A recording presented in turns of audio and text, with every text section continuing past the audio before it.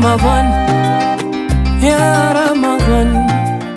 Assalamualaikum warahmatullahi wabarakatuh. Nkwaniza omulado bulungi eyekumidde ku GTV nenkwebaza eyona n'ekusiza engalo lunaku olwaleero program Ramadan special ate era tutuusa okubeera tukuweereza tukusaako ebyenjawulo byosobola okuyiga n'okumanya ng'omusiraamu. Mbakoola mwenna mwenna okubeera bajjuubivu mu kulaba programu eno eya Ramadan special. Nywera tulokalire tujja kubeera nga tuyiga tumanya n'okutegeera obusiraamu obw'ebyenjawulo ebibulimu. Ate olunaku olwaleero nine Sheikh Salahuddin Kayongo abasobola okubeerako naye omulundi guli nga tuyiga mwayigira mwamanya. Mukkirize tugendagenda gyali asooka atubuzeeko ate ndyoke nkomewo babuli kyetuzaako. Abalina bye batuuseeko ebirungi tubeebalizaako era tubakulisa kubeera nti Allah abasobozeseza kubeera nti nno otuuka kweyeekula. Nammwe abakyayita mu kugezesebwa tusaba Allah abeere nga abamalira byonna ebizibu bye tuyitamu.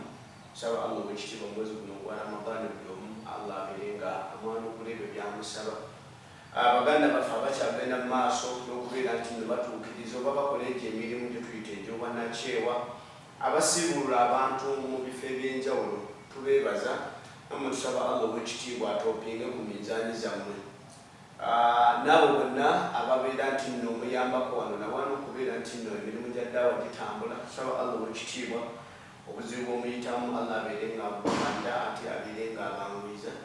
Abakola emirimu egy'enjawulo naye nga givaamu kasente okubeera nti muyambako ddaawa okubeera nti etambula, tusaba Allah obwekitiibwa abeere nga atuwa empeera ennene ate abeere nga atusasula ekisinga okubeera nga kirungi.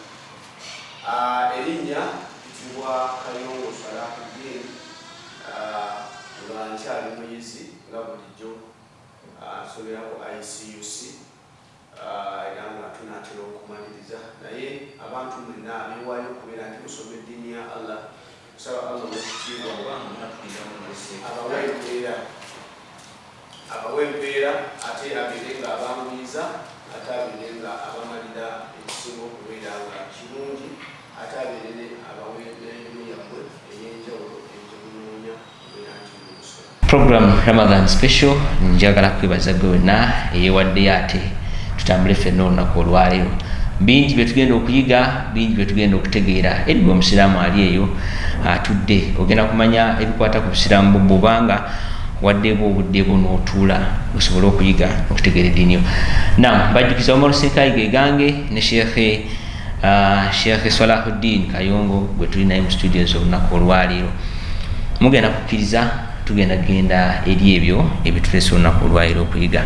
Naam Sheikh, tukwaniriza. Naam, leero tugenda kubeera nti tutunula ku omusomo oba ekyokuyiga ekigamba nti abasiibira obwereere. Bantu bangi twatandika okusiiba, leero ndowooza tuweze ennaku 17 bwe tulimu, naye nga ekyaddala bangi twasiibye mba tuzze tusiiba. Mulimu abantu abaggyibwamu mu kubeera nti n'omuntu bw'oba osiibye singa oba ogwa mu bino bitugenda okwogerako amakulu olwali tugenda kwogera ku abo abasiibira obwereere. Abantu abasiibira osobola okubeera eyo ng'osiiba naye ng'osiibira bwereere ng'ekyaddala maaso ga Allah toyinaayo mpeera. Asookera ddala okubanguya omuntu omushiriku, omuntu okubeera nti asiibira bwereere kyotegeeza tafunamu. Omuntu abeera nga nkusiibako tofunamu. Noza ekintu eky'obwereere kyekintu ng'omuntu kyakola takifunamu, maaso ga Allah toyinaayo mugabo. Ne bw'oba okikoze kyetuyita okumala obudde nga alidde ate akusinga gwasiiba. So ne bw'otandisiibye tojafunamu, ne bw'osiiba era tojafunamu. So omuntu asookera ddala ye mushiriku. Omuntu yenna nga agattako Allah n'ekintu kyonna ekyo Allah kye yatugaana okubeera nti nno tumugattako nakyo, oba embeera yonna Allah gye yatugaana okubeera nti nno tugyesinza. Allah subhanahu wa ta'ala talina kyakwetaaza mu kusiiba era toganyulwa oba tofuna toyina mugabo mu kusiiba. Okusiiba kongo omushiriku yoyo omuntu agatta ku Allah oba shiriki wa miteeko mingi shiriki wa categories nyingi abamu balowooza nti okugenda mu ssabo ye muntu omushiriku yekka era olwogera ku shiriki tumanya nti awensaasi abantu bangi balina shiriki waabwe. Allah subhanahu wa ta'ala ayogera mu Qur'an nti wa minan nasi man yattakhidhu min duni llahi andada yuhibbunahum ka hubbillah. Abantu bintu bingi abantu bebeeterawo nga babyagala n'okusinga ebandyagadde Katonda waabwe. Kimanyi nti waliwo abantu nga yasinza jjinja Katonda bwe jjinja waliwo abasinza emiti nga tagenda mu ssabo naye ng'omuti guli mu lujja naye ng'ogwo we yasibira. So kati abantu shiriki mungi gwe bakola naye Allah subhanahu wa ta'ala yatugamba mu Qur'an suratul Maida aya ya 72 ngamba nti ina aya jeva naye kyetubadde twagalamu oba kyetwagala mu aya eyo. Allah subhanahu wa ta'ala agamba nti innahu man yushrik billah faqad harrama Allahu alayhi aljanna wa ma'wahu an-nar wa ma lidh-dhalimin min ansar. Allah subhanahu wa ta'ala yagamba nti abantu abo ab'ekikula ekyo abagatta ku Allah n'ekintu ekirala. Innahu man yushrik billah, abantu abagatta ku Allah n'ekintu ekirala mu nsinza yonna gy'osinzamu naye nga naawe okakasiza ddala ky'osinza si Katonda, faqad harrama Allahu alayhi aljanna. Ate Allah bw'akugoba mu jjana kyekirala kyaba ky'osuubira, kuba ekintu ekinene ku nsi kuno kye tukolerera kyekyo jjana. Teri muntu ali ku nsi kuno ng'alina ekifo ekirala kyakolerera. Kati Allah bw'agamba nti nkugobye mu kifo ky'okolerera, kitegeeza emirimu gyo gyonna gy'onookola tewali. Ne bw'onaalafuuba n'otya naye ng'oyinamu kino, kola by'okola naye manya nti ekifo ky'olwanira togenda kifuna. Kobeera asooka, kobeera asembayo, togenda kifuna. Kootekemu adhikaari empitirivu, koosiibulule. Ne bw'oba osiibulula abantu buli lunaku nga balya kilo 2 nga buli lunaku ottente, tofunamu kugatta kwa Allah. Kugatta kwa Allah ebbanga ly'omala nga totegedde kyakutonza n'otegeera bino n'obifiirako, Allah takuyinaako bwetaavu. Kyobola bagamba nti inna Allaha la yaghfiru an yushraka bihi. Allah yeeyama okubeera nti tagenda kusonyiwa mwanadamu yenna afiira ku nkola eyo. Wobeera nti omugattako, womugattirako kyonna ky'osinza atali ye, kitali Allah. Kuba ebisinzibwa byo bingi, ebisinzibwa bingi, naye Allah yeetongodde, yeeyawulidde mu mbeera y'okumusinza mu embeera yonna. Allah subhanahu wa ta'ala alina gibeera mu bwomu, buyambi, sima kwesigamira, byonna kuvunnama, kola ki, byonna kusaba. Allah ayimirirawo yekka, talina bwetaavu bwa kitonde kyonna kubeera nti no kiyimirirawo kumuyambako mu mbeera zonna. So abasiraamu bangi bali eyo, abamu bahaji, abalala bahajati, naye nga ekyaddala wallahi naye akimanyi kyali, naye ng'asiibulula, era abantu mu lujja lwe bajja ne basiibulukuka buli lunaku, naye nga wallahi mu maaso ga Allah tayinaayo. Kyovalaba Allah agamba nti innahu man yushrik billah, oyo yenna agatta ku Allah faqad harrama Allahu alayhi aljanna.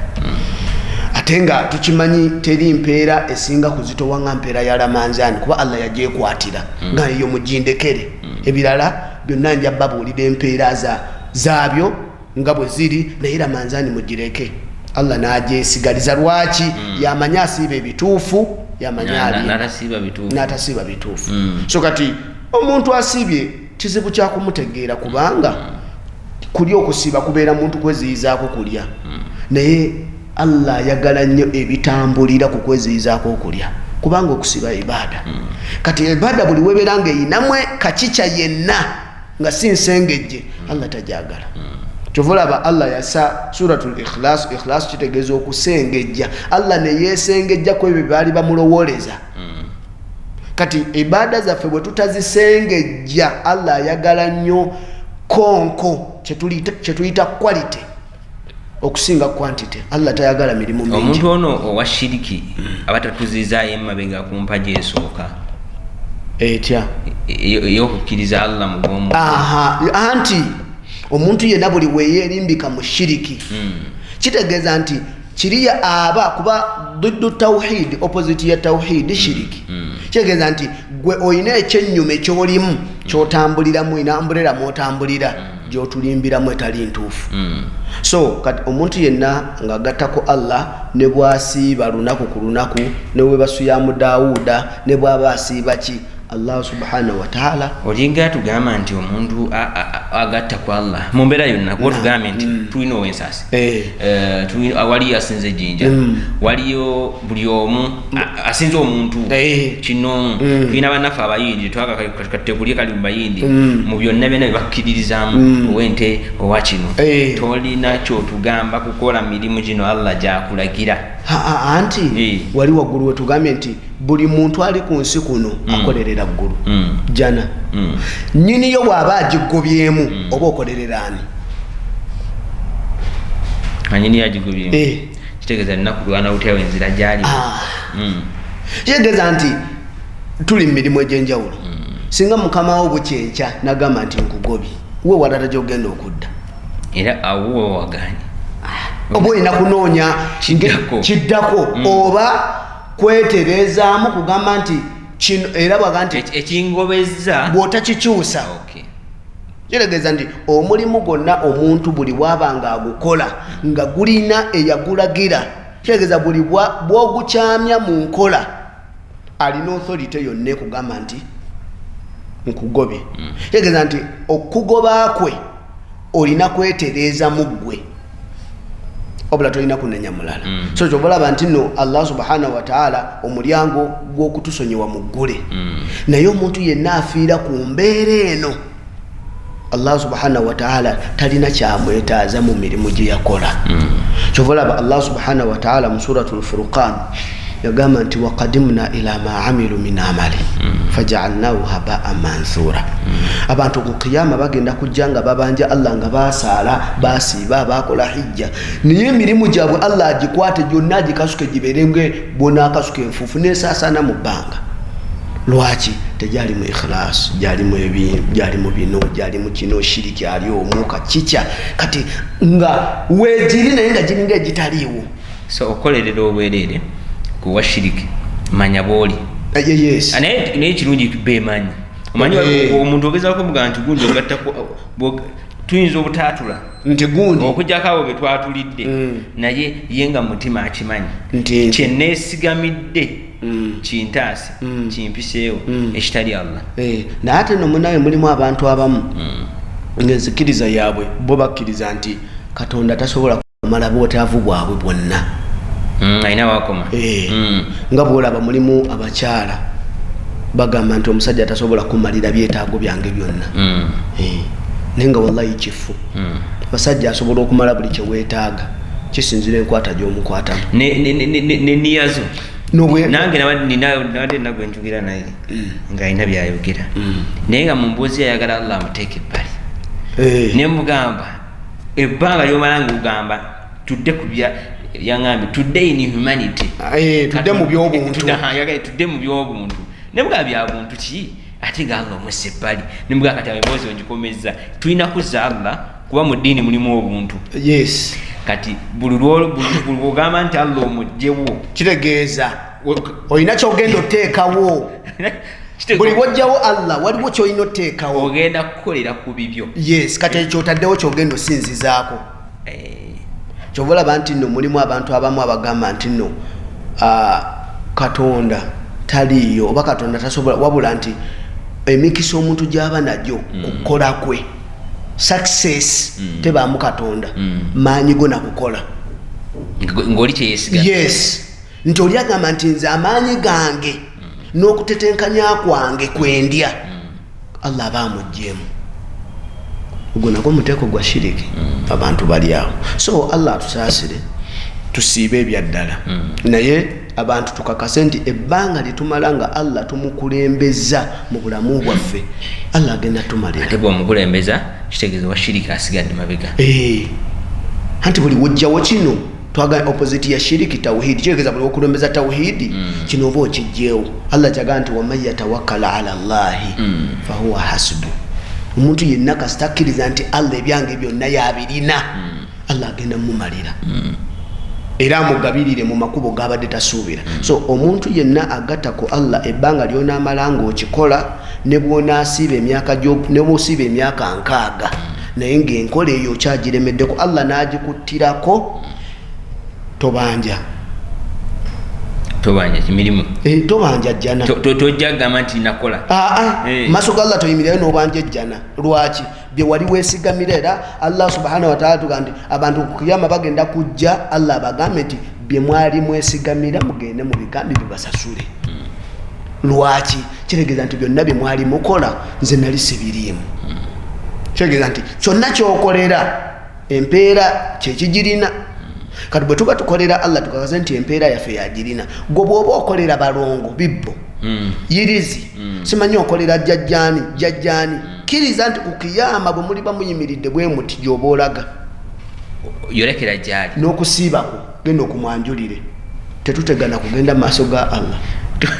kiyama watubayimiddya gwegendo gwegende waddungu ate ng'oli shuwa ntikulema okwanjulayo ate nga naye ali ku buzibu bwe naye agenda kubeera nga naye byayanjula naye tabirina. Ate kati naawe omweteekeko omugugu era agenda kugamba munenze nange nina ebizibu byange. So kati abantu bonna bagatta ku Allah tubasaasira naye omukisa gukyaliwo kasita ebbanga lyomala ng'oli mulamu wallahi osobola okukyusa. So tugamba nti tugambe tumulamudde tugambe nti asibira bwereere ekyo automatically ge mazima si kugamba nti oba tukimusuddeko nedda. Katonda bw'akugoba mu jjana olagawa ogenda wali ewaaka kati ewaaka waliwo emirembe ate nga buli asiiba shiwaddirwa akakasa ate wallahi ne babakola shiriki Lailatul Qadri ejja basanga era bajeyimirire asabe kati byonna byanaasaba simanyi oba mu byasaba asaba Katonda amuteremu obwangu mu lubaale we. Allah yasinga okumanya edduwa ze bamusaba oba amusaba Allah abimuggirewo oba abimutaase naye wallahi bangi saidi zonna bangi baami bakyala Allah tusaasire. Tetuteekawo waliwo omuntu ateekawo excuse nti owaye byonna ye yabitonda yasalawo byonna bibeerewo.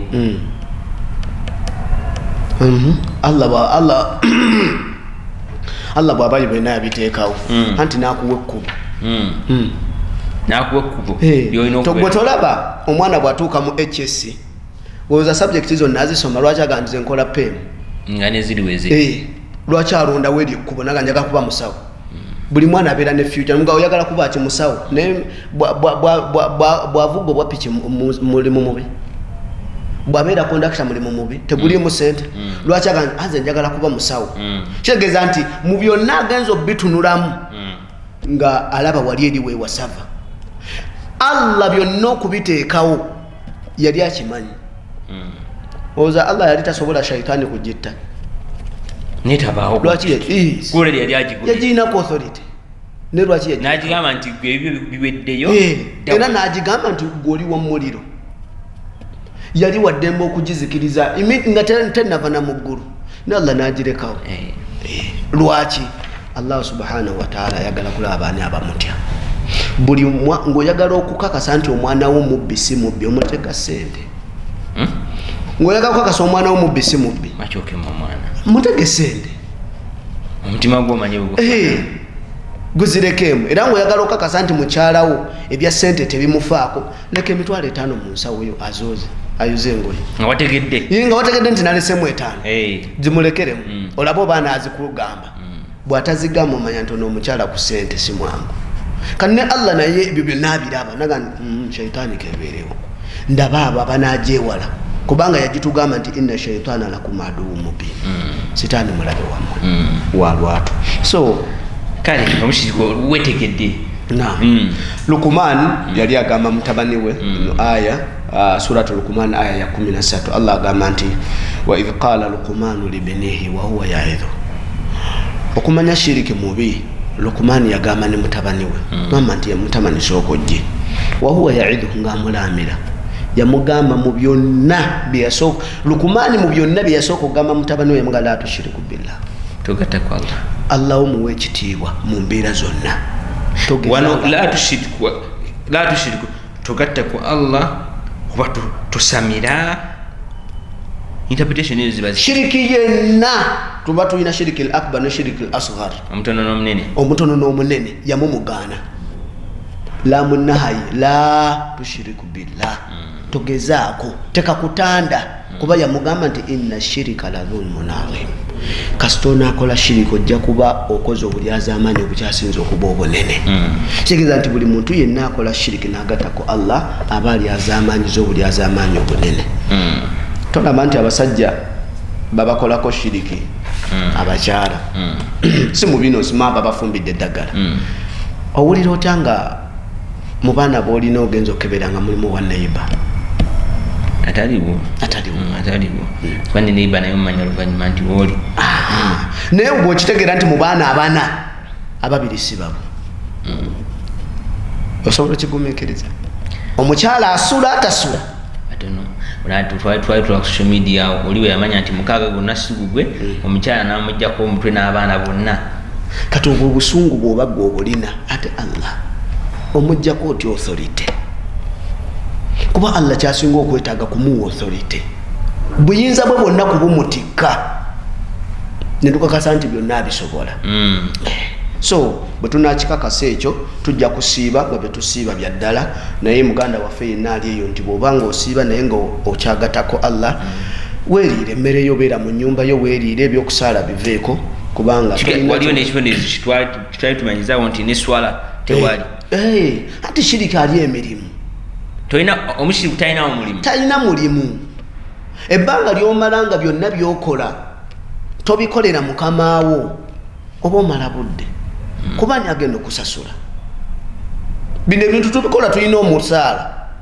buli muntu yenna omusiraamu alina omusaala gwe yasayininga mu maaso ga Allah kyova olaba nti nno Allah yatugamba nti nno buli mulimu gwe mukola mulina 10% mbabwa 10 naye n'agamba nti sawumu mugindekere nze manyize embawa naye enjala ebaluma nkoze biki soma Qur'ani buli harufu 10 saala madala 27 yagenda shares ezazitulaga naga nti ofunira wano ogabanira wano naga nti kino ekinene kirimu okwerekereza mukindekere kati Allah yakiraba bw'obanga bw'okyekweseemu naye ng'olina ebirala by'okukusizaamu bweriire kubanga enjala ekulumira bwereere tojja kuganyulwa mu ebyo byokola naye mushiriku awo nno mushiriku ayimiridde naye ogenda kunzikiriza tugenda kuwumula mu katono nnyo program Ramadan special njagala kwebaza mwenna abagumiikiriza naffe anditambulire wamu bingi tugendagenda maaso nga tubyogera tugendagenda maaso nga tubitegeera naye katuwumule mu katono nnyo ate tukomewo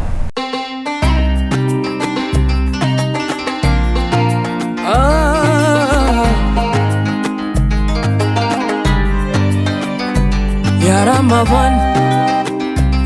Ramadan program Ramadan special njagala kwebaza byonna gwagumiikiriza naffe n'obeera ng'okkiriza tutambule ffenna olunaku olwaleero program ya leero twagala kulaba munnaye gwasiiba asiibira obwereere tetuli mu gusala Allah yagusala Allah yatugamba naye alina ansa gy'amaliriza nayo wakati mu kutugamba ebigambo ebyo so kati bye tugenda osembyayo bikulu oba seeka baba amaliriza ensonga eno kikulu nnyo nabagamba bw'owulirizaako ekisooka kyokka n'olamula n'otawuliriza kisembayo gwenna oba ofunye ku matobotobo so ate agumiikiriza n'agamba nti kampulirize kamalirize programu eno gwasinga kubeera nti ojjamu ekyamakulu mbajjukiza programu y'ebibuuzo nga mbeera ne Dr. Ziad Swaleh Lubanga olunaku olw'Essande tubeera tuddamu ebibuuzo byammwe abali abatulaba so fe ebibuuzo bye twakafunako memory ready bigenda kuddibwamu naawe akyereyeemu weereza ekibuuzo kyo ku 07514058383 weerezako ekibuuzo kyo tujja kubeera nga tukuddamu inshaallah olunaku olw'Essande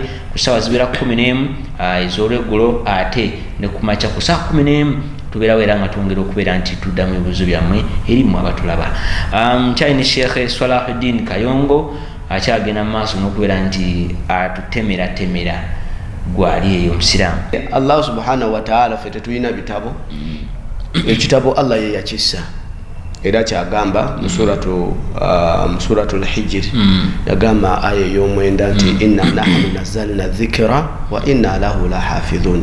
Allah ekitabo kino yakyessiza era naye yamukyekuumira.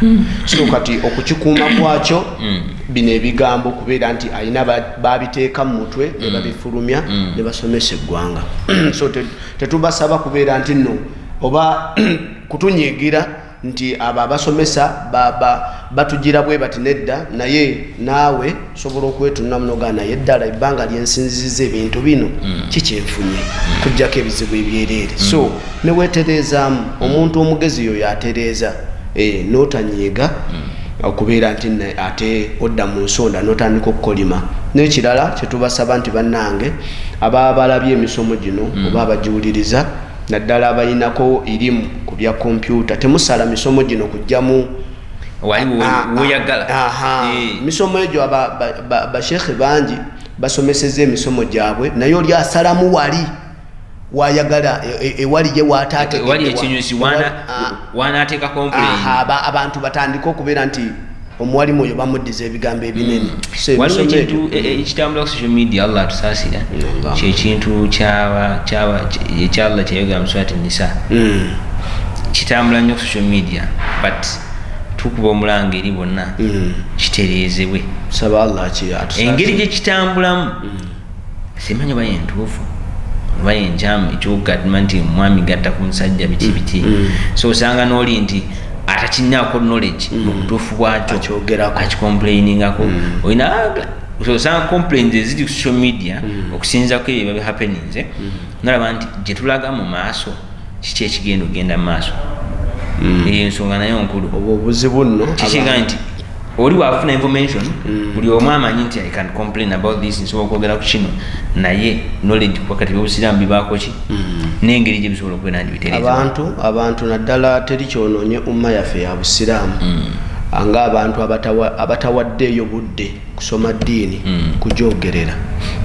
Wallahi bwe bulwadde bwe umma y'obusiraamu bwekyasinza okufuna nti omuntu alemerera okuwaayo obudde asome n'ayagala okubeera ng'alinda kiripu ze bamusalira akomplaininge. Nze kiringa osanga omusiraamu n'atali musiraamu apart tiwali apart musiraamu n'atali musiraamu ng'oli ali totally green about Islam naye ng'ensonga gye mukomplainingako ya busiraamu nze ndowooza tekiba kituufu tekiri mugundi oba omuntu oli gw'oli mukaana naye bracket gyali musiiya. Ate n'abasiraamu tulekerawo okukola emijadala egigenda ewala ne bye twasoma. Omuntu asobola okuyingira mu argument nga wallahi kyaddala kye bakayanako naye kennyini takirinaako nanzito nga tagirinaako kumanya naye nga naye nga kyoyimirirako omuntu agenda kuteeberamu wallahi okkirize ojja genda okumaliza era be babasiramu adde bana naye wayandibanga mutuufu naye nga wallahi mufu n'olwokuba kutta offside tobimanyi. So banne tubeegayirira tutwale obudde tusome emisomo gy'abamaseeka tugiwulirize giggweyo nga ate tubagamba nti naffe olaba bwe tuba wano eno byetukwate si bibiri last wala nga tokategedde lumba omwalimu wakuli okumpi consultinga mugaye nti kano jagenda okulaba because byetuwa wano naye byalina okuwa naye ajja kukwongerako extra mind yes explanation ezawukana yokubeera nti ategera nabushaku toyongereyo nga tugenda mu maaso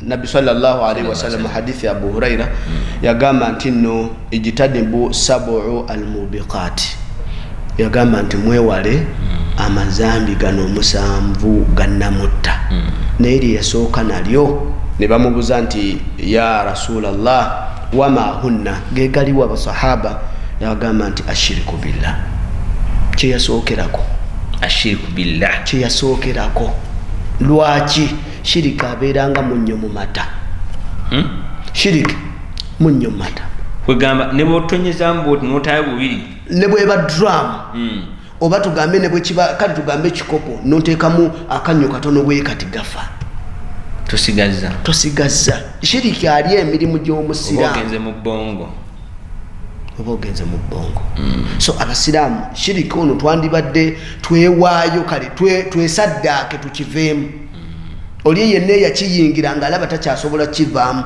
teri zambi muntu lyatasobola kuvaamu ekyo tebakikulimba ngabo wakitandika bwosobola kimaliza kuba wali okiyingira tewali gwe weebuuzaako ate lwaki mu kukifuluma ogamba kizibu kikalubye kiveemu leeta nniya kyobalaba nti twebaza basheekhe bonna abagezezzaako okubeera nti ensonga eno bagisimbako essira eya shiriki wallahi ekisinga ekirungi baseeka baffe kye batukolera kutukubiriza kuva ku nsonga eyo nabbi sallallahu alaihi wasallama olw'okuba nti yayagala umma ye yatubuulira byonna ebinaatwokesa omuliro era tubimanyi n'atabimanyi ayinako by'amanyi n'ebyo by'atamanyi alina okuba nga abimanyi lwakuba bugayaavu abantu tebagayadde mu kusoma tulina mbadde wanenzijukira tulina omuntu omu yabuuza omwami yafuna omukyalo obubi omukyala n'amugamba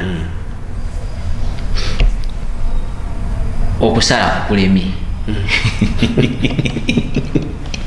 sajja yali simusaaze ayo byaibadde zitabiriiko naye salama agira okusala kukulemye okusala kukulemye yakuga nti eyo mpayi gyawala okutuukiriza okusala kuganya bwoba ggwe oba ogenda kumuddamu ki omukyala bakugambira nti eswala eganya ate nga Allah agamba nti inna salata tanha anil fahshai wal munkar anti ezo oba tosala n'ebirala bigaana lwaki nti bwokutulawo communication wakati nakajjukira akagambe seeka ategeeza abatuuze be baba nabo nti banne ekintu shiriki tukitwalire ddala nga nsonga y'amaanyi ensonga ettira ddala emirimu era ne society ebaamu shiriki kyekiri kye nagambye nti tuddayo ku mpagi esooka anti la ilaha illallah buli weegaana abantu bangi bagitoola wakati tuli ku yakumeka yakuna tuli ku yakuna kati otuzizaayo emabega anti eriwo goloza lwaki Muadh bin Jabal nabbi we yamutuma yagamba nti abantu sooka bategeeze katonda waabwe nange bamale kuntegeera fa in ata'uka bidhalika banaakukiriza mu ekyo balagire eswala lwaki olowooza nabbi teyamugamba nti bawulire eno bagambe nedda shahada nabbi yagisaasaanya emyaka 10 mu Makka Muadh bin Jabal teyasaasaanya ddaawe eyo gye bamutuma Yaman nti la ilaha illallah yagigenda mwaka gumu 2 anaye kyamutwalira ebbanga abantu okubatuusa ku swala yamala kakasa nti wali bategedde kati bagambe nti basaale oluvannyuma lw'okwawula oluvannyuma lw'otegeera eyalagira goloza lwaki mu ddaawa ya nabbi e Makka tewali biragiro Allah teyalagiranga yabawumbirira abanemu kino banekino n'ebiragiro byonna kino mukyesonyiwe kino kati nkibaganye kino byonna byali Madiina Allah yali amaze okulanga imaani z'abakkiriza basahaba zigumye nti kati ne bwe nabagamba nti muve ku mwenge bajja bakakasa alagidde nga bamutegedde so nafa baagala okusiiba afe abali mu kusiiba tutambuza ennaku zizitwaza era bazibala zigenda tutandise ofuna obulamu bwa Idi obulaga nti Idi ekoze etuuse abaagala okulya emmere bagamba Idi yange ndiriddawa ababaya bagamba nti bana abayijabu wetuli mutuwe nange tulaba ekisiibo kigenda naye tukoze ki oli mu abo abakiganyuddwamu oba oli mu abo enjala beerumidde obwerere abamuffe obuzibu bwe tulina nti tuba n'abantu betutwala kati seeka gwe bw'obeerayo wansi eyo n'otunuuliranga omuntu akutwala tomuyinaako buyinza naye yakulinako ki obuyinza naye ng'omulaba ali mu kusobya nogamba ya Rabbi ono omuntu ngenda mukolera ki gwe mu kusoma omuntu gwe tutikesayo nokugamba ku TV tumugamba nti shiriki kiki mubi naye bw'alengera kojja maama anti jjajja taata beba ate byaddanga ekisibo kya imamu talinaawo tulina bye tuterese mu mabbali awo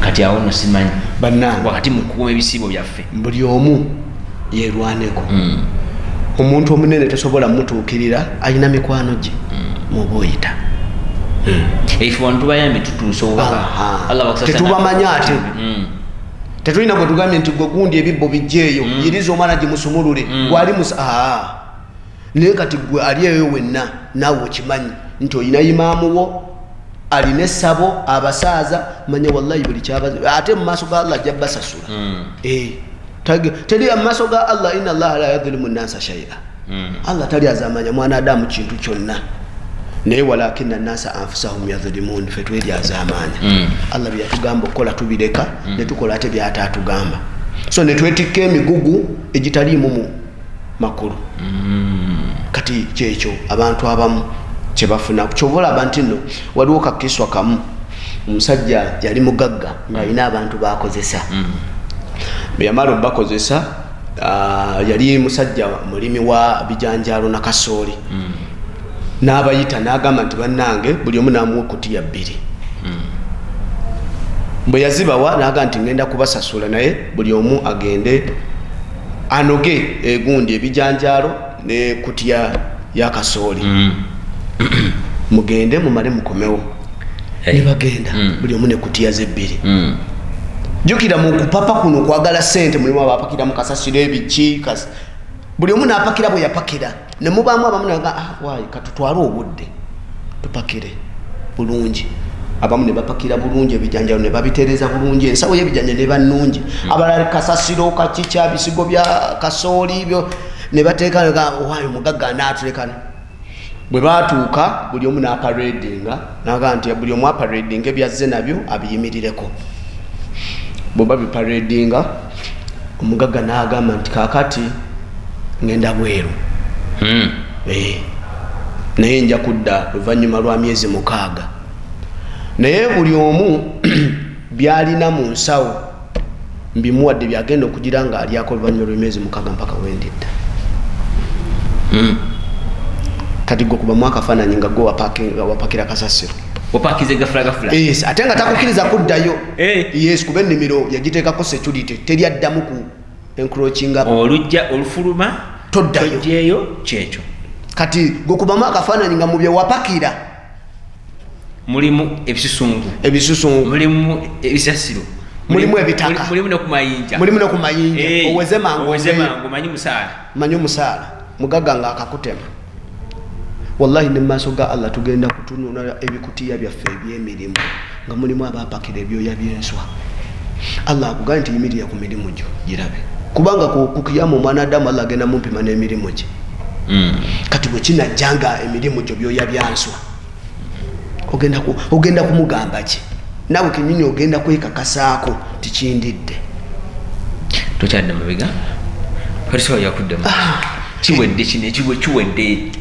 toddayo buli obulamu kati buwedde kyovola beera abaana adamu ku kiyamu musuratul mu'minuna gyeggwera Allah agamba abantu bagenda kulajana nti ayi Allah tuwe ebyomukaaga qala khsa'u fiha wala tukallimun musirike saagala kuwulira anyega n'ekigambo n'eki kitegeeza omukisa nagubawa myaka 4 5 6 okyali ku shiriki oli ku nsi kati wano ogenda kuŋŋamba ki ne bwe nnaakuzzayo kyekimu kati ndina abaana adamu tulina ebizibu manya ova mu kintu noga mponye noddayo nokiddamu anti ffe bwetulo Allah bwatu bwe yatutonda so kati abantu abali mu mbeera eyo tubakubiriza bannange tukiveemu nga bwe wakitandika kyali kyangu okukifuluma era nakyo kyangu kusalawo kumira mukka kugamba nti bisimillah ayi Allah kino nkivuddeko Allah nakusaasira n'okivaako la taqnatu min rahmatillah temukutukawo nakusaasira kwa Allah inna Allah yaghfiru dhunuba jamia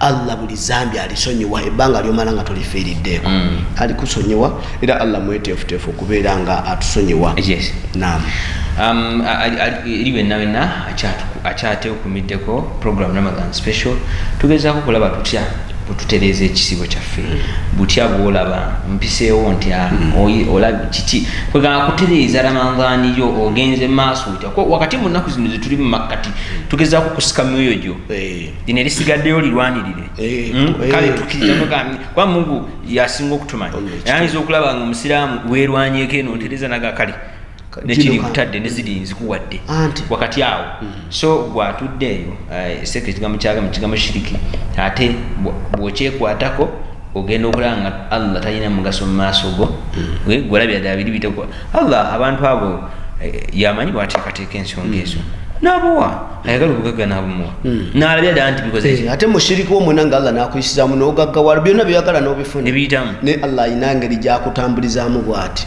mpaka bwogenda omusisinga nakugamba najja naganaga nti omuntu tabeerawo yekka era abakyala bangi abali mu butale nga wallahi bizinesi zammwe teziri zokka bangi mumwe mukema n'abalala okubeera nti babagoberere olw'ebikolwa mwagala okubatuusako nga muyise muki nga muyise mu mbeera eyo so n'omufiiringisa okulya nti naye ofuuka ensonga ate ofuuka ambasada ofuuka agent ow'ebintu ebyo naye nga omugamba sebo muno mazeemu emyaka 10 naye si byangu ne wallahi nga abyogera alina enkaaya ne gwe babigamba naye enkaaya kati bonna babeegeya abyogera wankofiira ne kanzu ng'ate nisifu saakayini n'ekirego kwekiri naye nga mugazi zino bizinesi munaye tetuzitambulizaawo n'obusiraamu tububeeramu naye tomanya kiddako ne wallahi ng'akugamba musiraamu saade waliwo abeekuumidde ku busiraamu nobali successful bwe kiri ate ekintu ekiri mu busiraamu ebintu bya Allah bitambula mpola okusinza okunteekateeka ziragala ebintu bya Allah lwaki bitambula mpola nti we kiba kisimbye amakanda wallahi tekivaawo amazima teri kintu kitambula speed nga bulimba naye wallahi amazima kasita gatandika okujja gali ampola gasobola n'okutwala emyaka 10-20 naye nga gajja gaba mu kkubo naye we gatuuka bwe gati ebbanga lyayo ne liggwako wallahi ensi yonna ekimanya nti gundi bamuwaayiriza so wakati awo n'obukkiriza bwaffe tulina okusaba Allah tusase bunywere bwe bugumiikiriza tugende ku muntu omulala qawla zur omuntu ayogera ebitali omuganda abiyita ebitali namutwe n'amagulu ebigambo ebyobulimba kuwaayiriza kulimba Nabbi sallallahu alaihi wasallam yagamba nti tusooke ne aya eri mu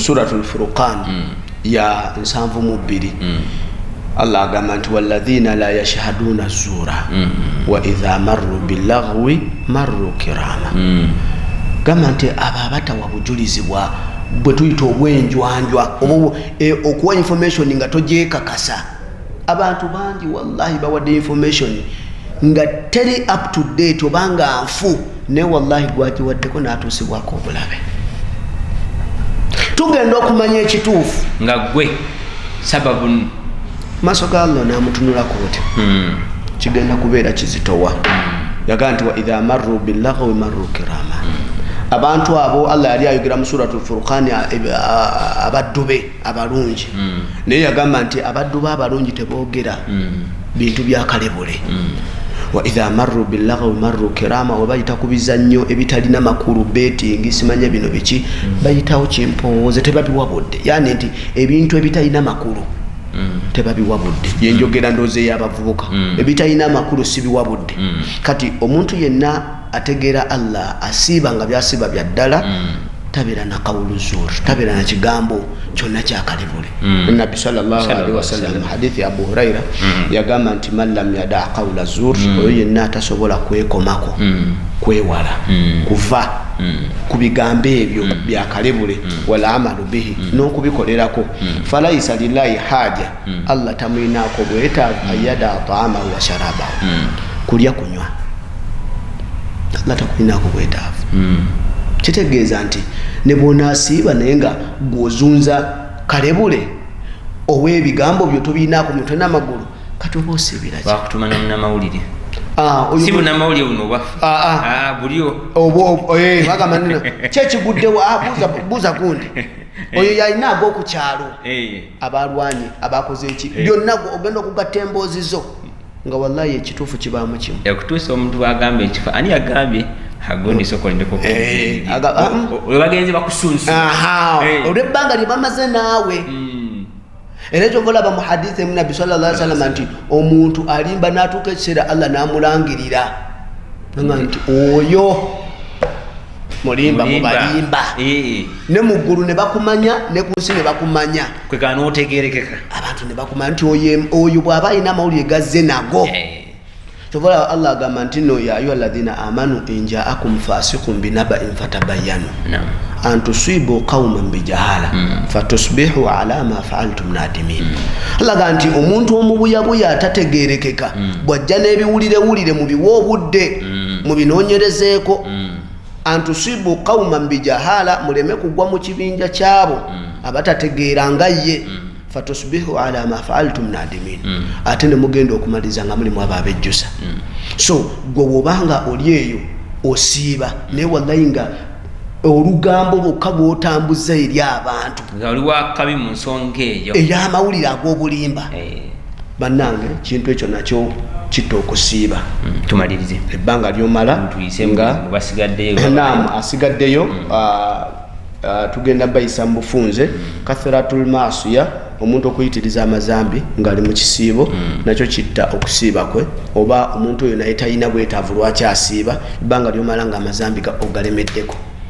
Omuntu yasiibye olumala okunywa olwendo lw'amazzi ng'anywayo sigala alyayo amayirungi.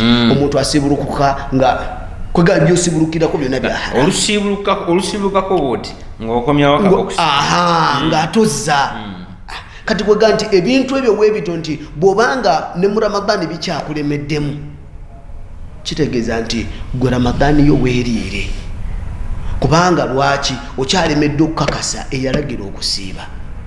Omuntu asembayo omuntu omwenzi tolina nsonga lwaki tolya omwenzi ng'asigaddeyo nze akantu akamu kuva mu Ramadani Sheikh baatugamba nti obwenzi kasitabubeerawo nga temuli mu mateeka mu Allah yabasigaza nti omuntu bw'abeerawo nga ali mu bwenzi bwe nga tali mateeka ekibonezi kya Allah yakyesigaliza. Ate jjukira omuntu ono eno ibada gy'olimu nnene ogigaseemu kakica enaatuuka etya kubanga bwe obwenzi ne weebasira manzaani tebuliibwa ate bw'obusitula ate n'obuleeta ne mulamanzaani kiregeza ate okoze ate ekivve obwenzi bubi naye ate omuntu okwendera mu muzikiti leve eba endala kibanga omubbi namukwata nga bba omuzindalo gw'essinzizo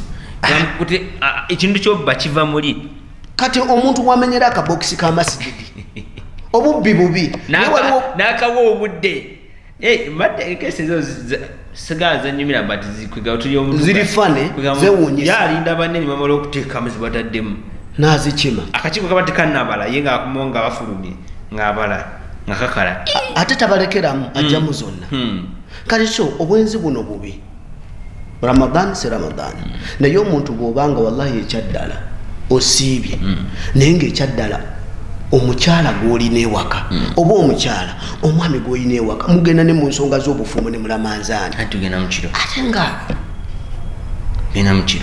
tugenda mu kiro kya Laylatul Qadr tusiibye tugenda mu kiro nti tuba tetusiibye ani agamba nti n'okusiiba kuno Allah akulamula misana kati tugambe nti wano emisana yemuba temukikoze ekiro gwe tekyafekitinga lunaku luno lwa misana obeera tokyali mulamu wali nti ekiro wa muntu mulala goba muntu mulala wali oba mulala ani yatugamba nti Allah tatulamula kiro na misana so bannange ebintu bino byangu byakutereeza ojaga munanga nti maze n'omusajja emyaka 5 muyinamu abaana basatu ani agamba ow'abaana tavaayo naye kikulemye okutereeza Ramadani bweto neewedde bweto neeri bweto era nejja opulaninga gisiba ngero mwayembera lwaki tetwetereeza ne twekoma ku bintu bino kubanga kisobokera ddala Allah subhanahu wa ta'ala yagamba nti azaniyatu wazani fajlidu kulla wahidin minhum mi'ata jalda surati an-nur ganti omwenzi omwami n'omukyala bakubibwa emboko 10 buli omu nga tewali gwe tusaasidde naye kati ate bwe kiba nti nate gati gwe ereva egirese ne mulamanzaani gwe ate kikyo kiba kirala so olinye oba olinnye eddala program Ramadan special njagala kubaza mwe n'abadde naffe olunaku olwaleero tubadde ne Sheikh nkakasa ebintu byakonyogo si bingi bikwatika bitegerekeka naye mukiriza tuwakagamba akasemba inshallah Allah wakkiriza batunafuna yakadde maaso tujja kudda tumubayitire ate inshallah Ramadan wasi Ramadan tujja kumuzanyongera okubera nti atulecturingamu okwongera okutegeera obusiraamu bwaffe osanga ate binava mukama wake kennyini waliyo mumu agamba nti seeko yansomeseza bulungi kitegeezo yajja bikwata kkiriza otuweyo kawasuya mu dakiika emu era otusiibule. Kawasuya kembalekera usiku mbitaku Allah ey'ensonga nkulu abantu tutegeere nnyo Allah waffe yatutonda ekirala nti ennaku zino ezisembera zituyingirira Lailatul Qadri buli omu abeere nga at least nga bwe twogedde nti nno biri eri ebyemabega kale olina ensobi z'ogizeemu kati lino 10 eriddako be zino ennaku ezikyabulayo sobola okwetererezaamu. Ekirala bannange mwongere okusaddaaka mwongeremu amaanyi bannange naddala zino ennaku zetukomekkereza saddaaka ebeere y'amaanyi bannange abasibulukira ku mizikiti tubeeyanza ate nammwe tubasaba mubeere nga nammwe muyambako ku programu bakwatagana n'abo abalese okubayamba bana abantu ababa baleese bino ebyokutusiibulula babeera balina gye babijje okubeera nti bitutuukako tubeere nga tubayambako tuteekewo embeera naddala ekitongole kya One Umma Uganda tukyebaza bannange kitambudde okuva ku lw'omukaaga olwayita mpaka bazze tuze tusiibulula Ramadani mpaka weneggwa naku 15 zino bewaayo bazisiibulule so era n'olwaleero balina gye balaga naye tusaba Allah bateremu obwangu Hajjatishanya Kigozi tumwebaza olw'amaanyi ago nsembyayo kano maama wange simwerabira Hajjati Masitula Nakanwagi byonna byendi bye mundaba yeye ne taata wange bakola omulimu gw'amaanyi nsaba Allah abasasulemu empeera ennene abakozi bannange mu kitongole kya One Umma Sadamu omututegeereza omugala tumutumidde ne Bomboka ne manager bannange Hajakram Haji Seika Uthumani ne manager atutwala tubeebaza bannange saba Allah abakozesa emirimu gino atongere ikhlasi nammwe mwenna abalina ebitongole bimusi abasiibulula mwongere ikhlasi emirimu gino Allah ajja kubeera nga atuwejjana. Twagala okwebaza Sheikh Kalyanga akkiriza nako lwaliwo n'agumiikiriza najja n'atambula abeeko ebigambo bya sharinga nammwe mbitwale ng'ebikulu mutwale ebigambo by'abagambye nabagamba asinga okuwa amaanyi mummwe n'omukulu mummwe yo yawulidde betusomeseza olwaliro ate naye n'abituusa ku mulala ate gwe obawa amaanyi nnyo n'oteekesa ebyowulidde n'obiteekamu ate n'obituusa ne ku mulala n'oyongera okubeera nti otambuza ddaawa n'abalala okwongera okubeera nti bagitegeera. Sijja kusukako wano mbadde Omar Senkai ate ngozi Nadia Muhammad ku kamera tusinkane omulundi omulala. Assalamu alaikum.